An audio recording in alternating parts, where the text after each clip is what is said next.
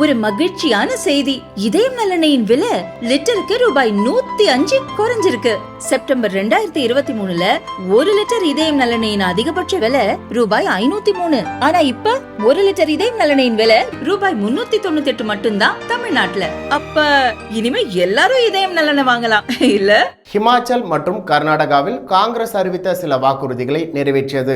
மேலும் சில வாக்குறுதிகளை நிறைவேற்றுவதற்கு நிதி நெருக்கடியை காரணம் காட்டி வரும் நிலையில் டெல்லி மக்களுக்கு தேர்தல் வாக்குறுதிகளாக இலவசங்களை அள்ளி வீசி வருகிறது.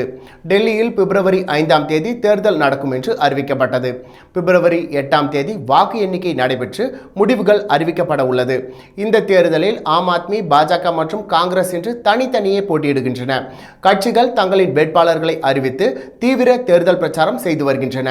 டெல்லியில் காங்கிரஸ் ஆட்சிக்கு வந்தால் பெண்களுக்கு மாதம் 2500 ரூபாய் வழங்கப்படும் என்று அறிவிக்கப்பட்டது. இதைத் தொடர்ந்து 35 லட்சம் ரூபாய் மருத்துவ காப்பீடு வழங்கப்படும் என்று தெரிவித்தனர். மேலும் படித்த வேலையில்லா பட்டதாரி இளைஞர்களுக்கு ஆண்டிற்கு 8500 ரூபாய் உதவித்தொகையாக அளிக்கப்படும் என்று தெரிவிக்கப்பட்டது.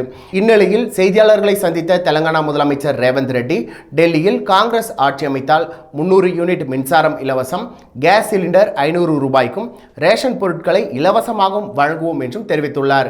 இலவசம் வழங்குவது அனைத்து மாநிலங்களிலும் இருக்கும் நிலையில் ரேஷன் பொருட்கள் இலவசம் என்ற அறிவிப்பு பலரையும் திரும்பி பார்க்க வைத்துள்ளது. மாநிலமே திவாலானாலும் இலவச அறிவிப்புகளை நிறுத்த மாட்டோம் என்கிற காங்கிரஸ் கட்சியின் வைராக்கியம் விமர்சனத்தை எழுப்பியுள்ளது.